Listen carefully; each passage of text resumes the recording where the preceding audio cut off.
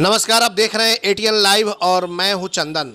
राजद नेता अनवार बाबू के नेतृत्व में बरहड़िया प्रखंड परिसर में शहीद राम बाबू सिंह को शहीद के दर्जा का सम्मान दिलाने के लिए धरना प्रदर्शन किया गया। दरअसल आपको बता दें कि राम बाबू सिंह जिनको कहा जाता है कि वो शहीद हो गए हैं और इसको लेकर के नीतीश कुमार ने भी ऐलान कर दिया था, लेकिन अभी तक जो शहीद का दर्जा मिलना चाहिए वो नहीं मिल सका है।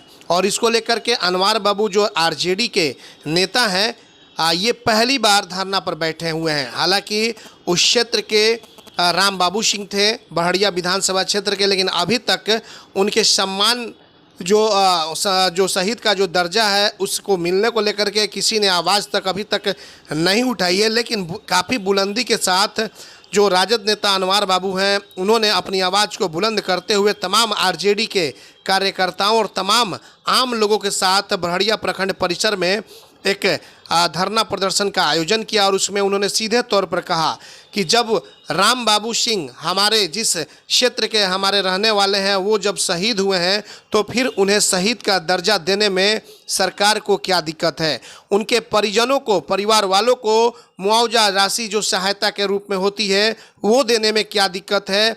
आज लगभग एक सप्ताह होने जा रहे हैं, लेकिन अभी तक सरकार के किसी भी कोई भी जो मंत्री हैं या कर्मी जो नेता हैं उनके द्वारा किसी तरह का कोई दर्जा दिलाने के लिए शहीद का कारगर कदम नहीं उठाया गया।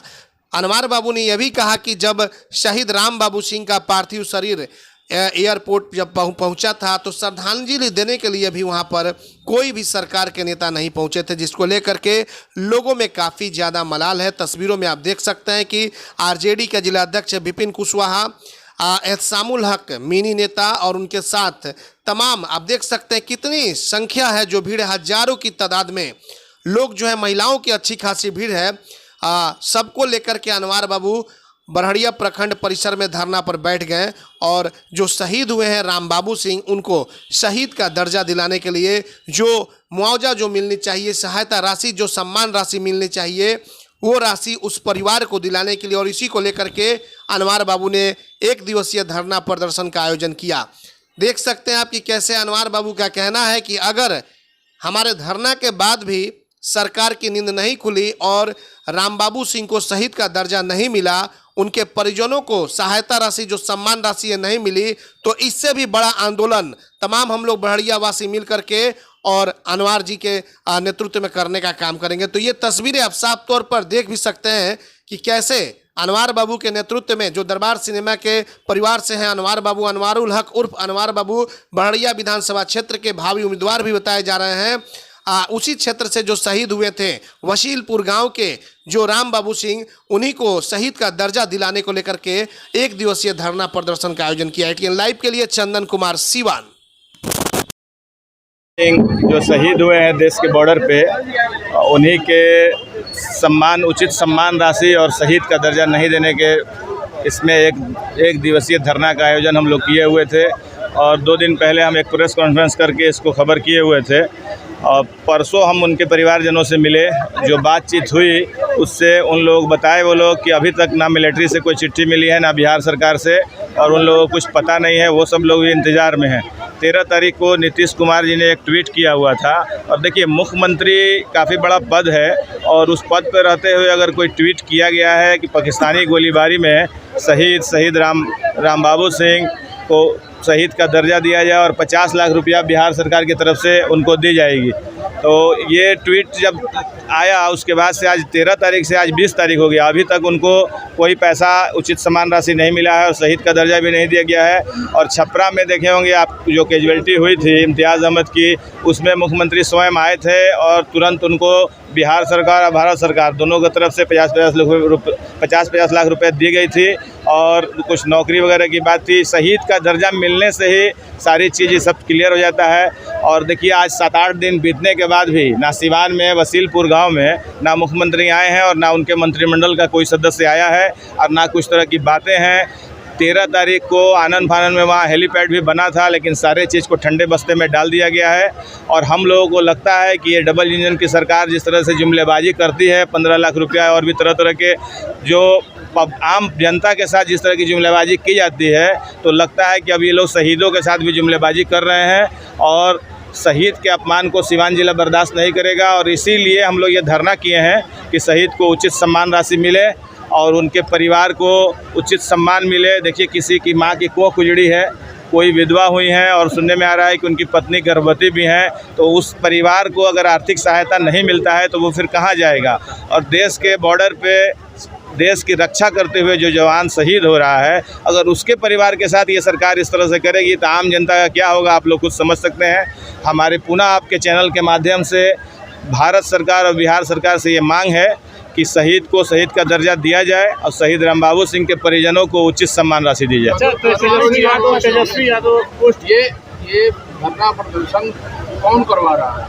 ये धरना प्रदर्शन हम स्वयं कर रहे हैं और जनता दल या आप स्वयं? हम स्वयं कर रहे हैं और राष्ट्रीय जनता दल के लोग भी इसमें शामिल हैं। और अगर सरकार इस सब बातों को नहीं मानती है तो हम लोग 10 दिन वेट करेंगे। 10 दिन 12 दिन के बाद एक विशाल धरना प्रदर्शन का आयोजन होगा और उसमें राष्ट्रीय जनता दल और महागठबंधन पूरी माने अच्छे तरीके से शामिल होगी। अभी फ़िलहाल ये धरना प्रदर्शन हमारे द्वारा संचालित है और हमारे राष्ट्रीय जनता दल के लोग भी इसमें शामिल। अच्छा, आप जब शहीद के परिजनों से मिले थे, उन्होंने कुछ बताया कि उनकी मृत्यु कैसे हुई है? पाकिस्तानी गोलाबारी में हुई है।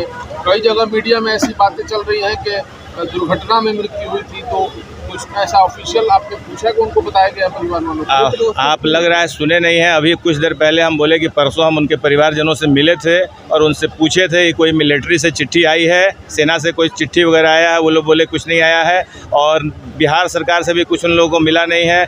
एक चिट्ठी आई थी डेड बॉडी हैंड ओवर का, उसके बाद उन लोगों को कुछ मिला नहीं है और वो लोग स्वयं आश्चर्यचकित हैं कि मृत्यु कैसे हुई है, इसका अभी तक कुछ स्पष्टीकरण नहीं है। और देखिए, मीडिया या कोई भी कुछ भी बात करती है इधर उधर। सरकार के मुख्यमंत्री नीतीश कुमार ने जब ट्वीट कर दिया तो उतने बड़े पद पर रहते हुए उस तरह का भ्रामक संदेश नहीं प्रसारित करना चाहिए। और अगर प्रसारित गलती से हो गया तो जो भी सच्चाई है उसको स्पष्टीकरण दे के मीडिया के जरिए या किसी भी जरिए या कोई मंत्री आके अपना क्लियरिफाई कर देते।